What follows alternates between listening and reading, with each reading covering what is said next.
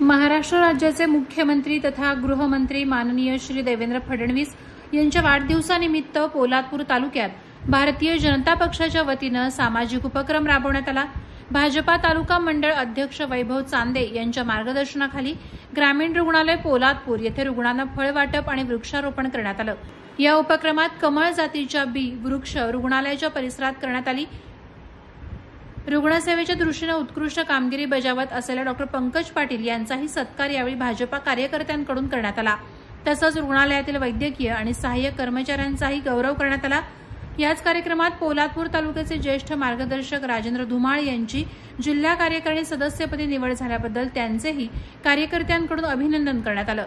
या कार्यक्रमाला भाजपाचे मनोज भागवत, राजेंद्र धुमाळ, तुकाराम केसरकर, योगेश चव्हाण, महेश निकम, किसन प्रताप सिंह, अतितोष कदम, राजेश सकपा, विश्वास नलावडे, योगेश भोसले, निलेश आंबेडकर, मनोज पवार, महिला तालुका अध्यक्ष मंदा झाडणे, कार्यकर्त्या तसंच तालुक्यातील अनेक भाजपा पदाधिकारी आणि कार्यकर्ते उपस्थित होते। या उपक्रमातून सामाजिक बांधिलकी जपत भाजपा कार्यकर्त्यांनी विधायक कार्याचा आदर्श उभा केला। कोकण न्यूज मराठीसाठी प्रतिनिधी सिद्धेश पवारसह मुख्य संपादक संदीप जाबडे, पोलादपूर, रायगड।